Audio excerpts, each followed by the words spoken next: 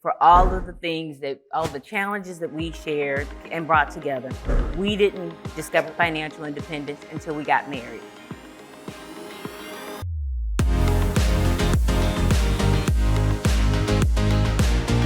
All right, good morning, guys. Thank you so much for having us here at CampFI. We are Rob and Reshawn Lee. We've been talking to you guys all weekend. Clearly, we're not shy. We're just gonna talk to you guys a little more today. That's all this presentation is. We're just gonna have a little bit of a storytelling session, and then we're gonna talk about real estate. And my understanding is we'll have an opportunity to go more in depth on the real estate conversation today when we do the breakouts. So we are looking forward to that as well. So you saw some of our video of travels we've done here in the last few years, but also we've done some podcast interviews. These are actually some of our favorite podcasts. We feel really blessed and lucky to have been able to participate and be guests on those shows. We didn't realize, but we didn't add money on the table and the emblem for Rich and Regular here, but we were also guests on their show if you check them out on YouTube. So if you're just feeling like after today, you just want more and more of Rob and Reshawn Lee, your thought is, oh my God, I didn't get enough of those guys this weekend, then you have every opportunity to go back and check us out. At the end of 2018, we left our corporate jobs and we decided that we were going to travel the world in 2019. So in that 1 year, we traveled. 23 countries? 23 countries that year. So that was the bulk of our travel. We've been traveling since we've been married, and I try to take her somewhere new every year. Our goal was to do it by 55, but at that time, we were blessed that a lot of things were going well, and the kids were graduating and stuff like that. So we decided, hey, let's just do it next year. So we brought the new year in a place we had never been to in Buenos Aires, Argentina, and then we just kind of winged it from there and went from country to country. All right, so we are debt-free married investors, and all that entails, whatever you're thinking, it's probably true. What does it take to combine the lives of two people who get married in their 30s and all that we brought to the table? Now, I don't know about you guys, but I love these how it started and how it's going. That's why this is in here, just because I love that. But this is the very first picture we ever took together in 2007. Guys, we are not dating. I don't care what this picture looks like. We are not dating. We met at work, and this is an office Christmas party. And this guy just says, hey, come on, take a picture with me. And I said, yes. And I am holding his hand, and I cannot tell you why. He claims I knew then that he was going to be my husband. No idea. And the second photo was just 2 weeks ago in Lima, Peru at, I think, what they call Lovers Park in Miraflores, Peru. So that's how it started and how it's going. They say opposites attract. How many people believe that? Raise your hand if you believe the opposites attract.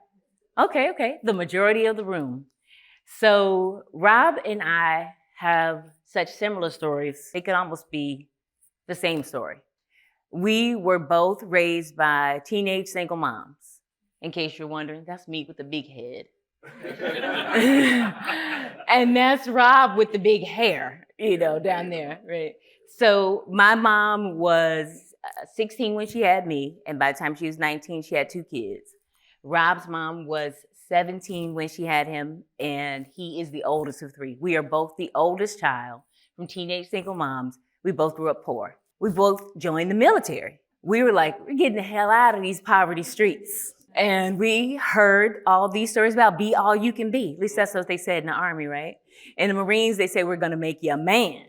Now, they came to our high schools, they recruited, you signed up for the tests, you passed, and they were like, we're going to give you this really great job and a bonus check, and you will be poor no more. Sounded good. We're both the first generation college graduates. We're first to graduate from college in our families. That's Rob with his best friend and the best man from our wedding, Fabian. And in that photo, I am actually 7 months pregnant with our oldest child. We are a blended family. We both decided to relocate to Texas, of all places, which is how we met. Whenever we tell people we were both in the military, people think that we were in the same branch, and that's how we met. Didn't know this guy. We both went right out of high school. So he relocated from Portsmouth, Virginia. I relocated from Chicago, Illinois, and we end up in Dallas. Like magic, right? Who would have knew? So opposites attract? I don't know, because I didn't get that. I got someone who's very much like me in a lot of ways. And if you believe in birth order and oldest child and all those things that are similar, we carry all of that into our relationship. So before we met and married, we had acquired student loan debt, credit card debt, car notes, and one kid each.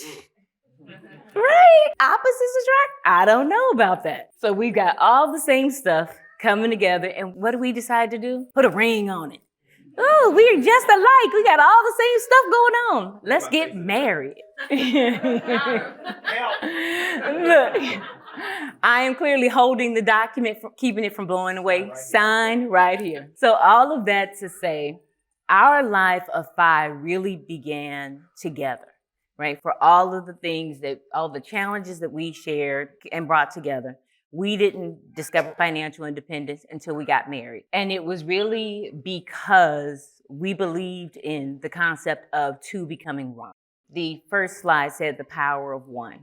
And there are 2 different plays on that topic. 1, because we couldn't have done what we've done without each other. When we got married in April of 2009, we had a spreadsheet, a convoluted spreadsheet, which is my idea because I'm the spreadsheet girl. And because I was a saverish woman marrying a spendy guy, that is where we differ. We had very similar upbringings, but 2 very different ideas about money, how it should be spent, how it should be used. He's like, ball till you fall. And I was like, not with my money. So we came home after getting married and we went to church. And the first service, as God would have it, was 2 shall become 1. Now, I understood this message because I had been in church for a while at this point. I was a single mom. I was raising my son in church. Now, when I first started dating my husband, I asked him about church and everything. He's like, well, it's been a few years since he had been. When he said a few, what he meant was like 15, 20. Like he had not been in a church since he was a child, but he decided that in order to date me, that he was going to go to church. So, okay, we did this. We get back to church after we get married, and the message is 2 shall become 1. I heard it, but you get different messages, right? You might hear something, your spouse could hear something different, I'm just going to take it on. He didn't hear what I heard. But immediately after the service, what he said was, I think this financial plan we have is wrong. I said, well, what do you mean? He said, it said 2 shall become 1. And I think the way we're doing it with this spreadsheet is more like a roommate setup. I said, what do you mean? He says, I think they're saying we should combine our finances. I was like, oh, he did hear it. He heard the message. It was the same message. We got the same message. And I wasn't sure about that. That conversation was the beginning of everything that we would do together. We were married in April. We started Dave Ramsey's Total Money Makeover, and we combined our finances by June. We set off on a path to switch our spreadsheet into a debt pay down spreadsheet. We focused on long-term investing in both real estate and the stock market, as well as debt pay down in order to achieve financial independence.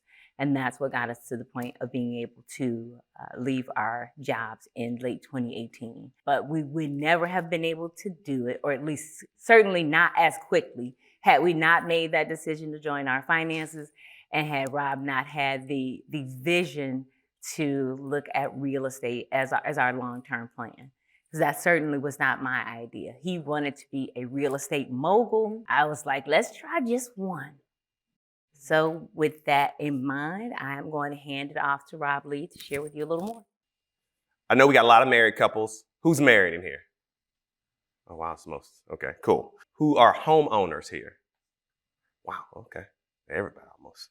And how many real estate investors already? Oh, okay. Well, go ahead. Well, y'all balling. Y'all don't need me. So yeah, what I'm going to talk about is what you can do with one property, right? One property. When you hear about real estate, especially nowadays, like with Bigger Pockets, I don't know how many of you probably kind of heard about Bigger Pockets sprinkling around. It's like the biggest, if you don't know, it's like the biggest network of real estate investors and all these different strategies. And I mean, I've learned so much from them in the last, 12 years. I was doing it way early when I was trying to get my wife involved, and we were making money in corporate, we were doing well, but I was thinking more. I was thinking, hey, how can we get out of this? If one day, if we decided not to grind so hard, right? And that's how I ran across Bigger Pockets. It just kept coming up every time I searched any kind of real estate term or whatever. Of course, Warren Buffett, I'm a big Warren Buffett fan, so I knew, wow, Warren Buffett always says, most people who are, financially independent or rich or whatever, and they're just doing really well in their life, they own real estate. So that was like my little small idea. And then, that's how it came to be. But yeah, most of the time you hear about real estate nowadays, everybody's talking about, everybody's bragging about how many doors they got. I got 25 doors. I got 100. I mean, some of them are just so ridiculous. Like, I'll be in the groups and they'll be like, I just bought a 60 unit and I'm like, okay, well, you know what? And to each his own, right? So, but the thing is, I'm just talking about one, right? What one door or a single family house can do for you, right? And I got 6 things I'm just gonna go over real quick, right? This will not be long.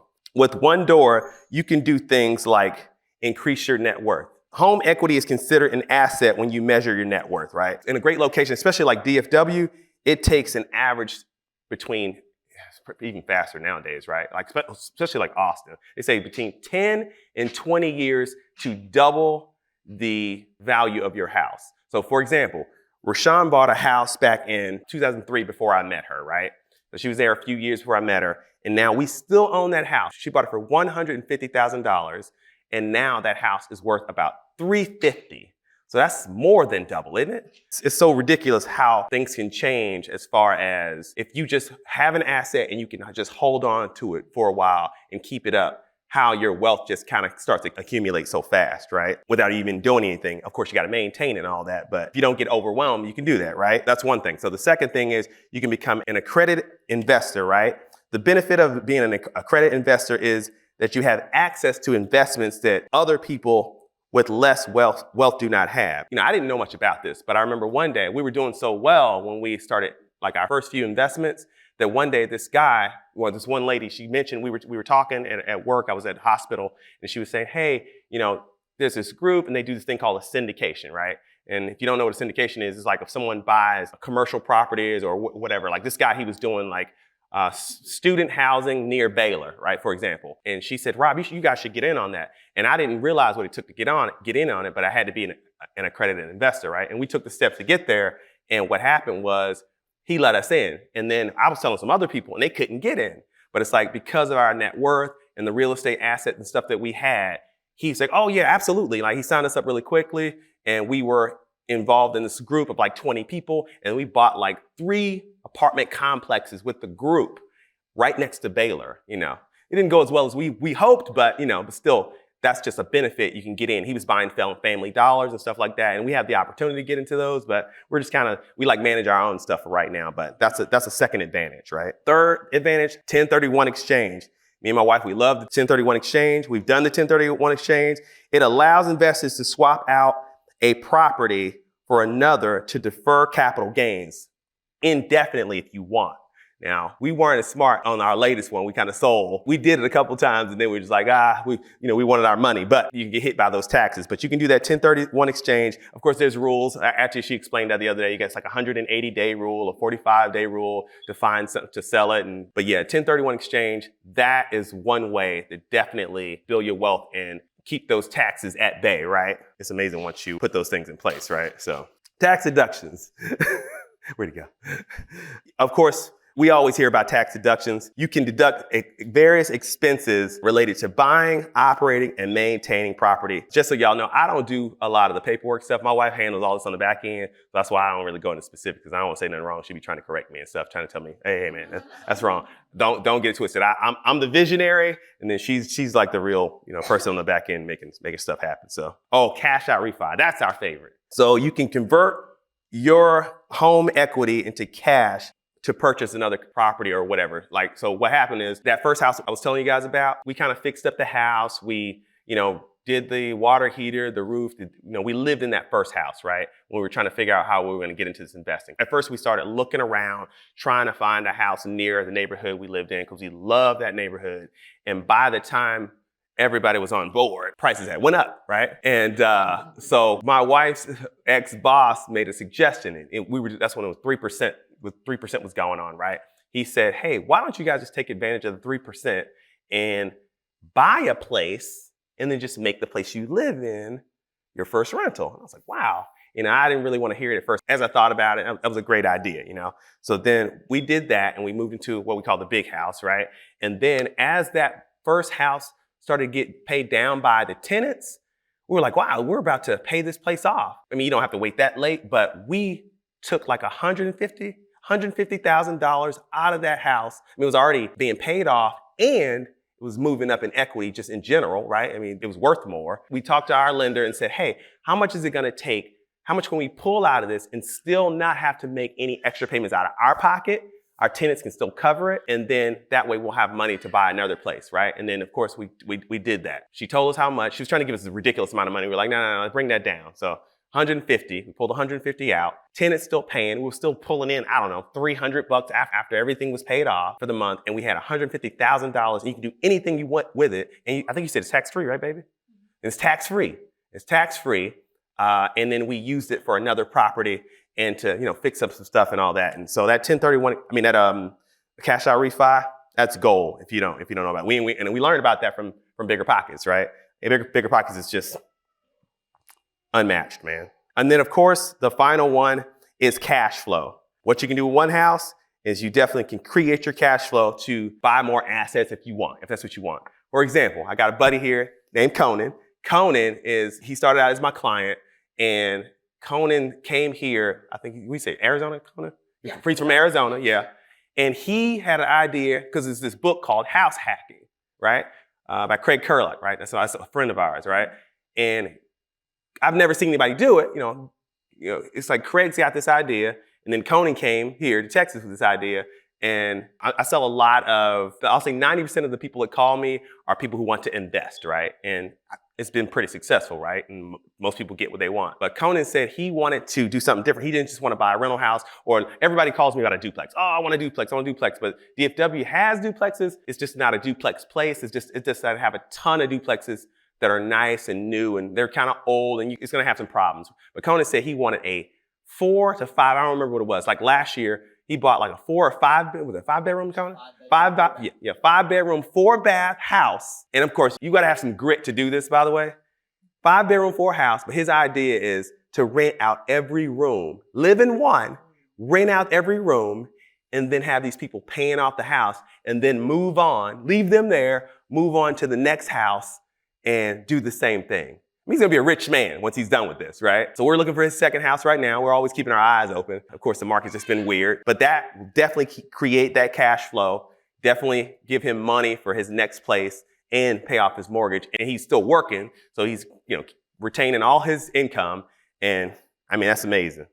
So if you are thinking about real estate, I just got 4 small tips. There's plenty of them, but I just thought of these 4 off the top of my head. So first of all, you have to do your research on what type of investing you want to get into, because some people want single family, some people want multifamily, syndication. There's, sometimes you just want to do the stock. What do you call them? REITs, right? You can just invest in real estate through stock market. You don't have to actually be in real estate, right? The second one, my opinion, find an agent that's an investor.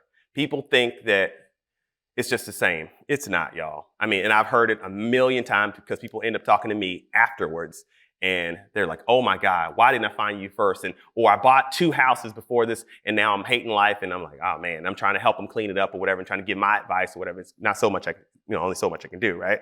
But eventually if they find me, that's cool. Number 3, definitely find out what you qualify for. There's people, I don't work with people who think they have enough money to get whatever. And I don't just go off people's word. And I learned this, my earlier years of real estate. People say, oh, I got this, people brag, they tell you this, they got that, right? And the next thing you know, they don't even qualify for what they want. You want a 4 unit, but you don't have the money for a 4 unit. So make sure you get that pre-qualified, find out what's up. You can get you don't have to be actually pre-approved. Like I said, there's a difference. Pre-qualified, just like a first step. See what what you fall in, what range you fall in. and then you can get pre-approved, right? And find out what you got, and then find and kind of do some research on your own. Like sometimes I get a lot of people that call and they say, hey, I want this. I want to be right in Frisco. I want to be this, whatever. And they can't even get that stuff. They haven't even looked at the places. They don't know what the places cost. They don't know what the area is, whatever. And they just they want me to do all the work, but no. And the most important, this I make sure, is to make sure you know how to do your numbers. This is the deal.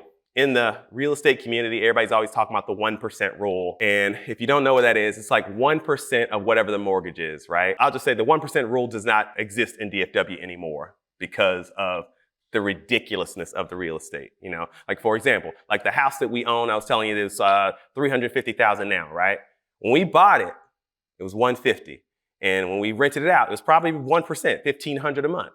But right now we're only getting $2,100 for that place. And it's great because we bought it back then. $2,100 for that place, right?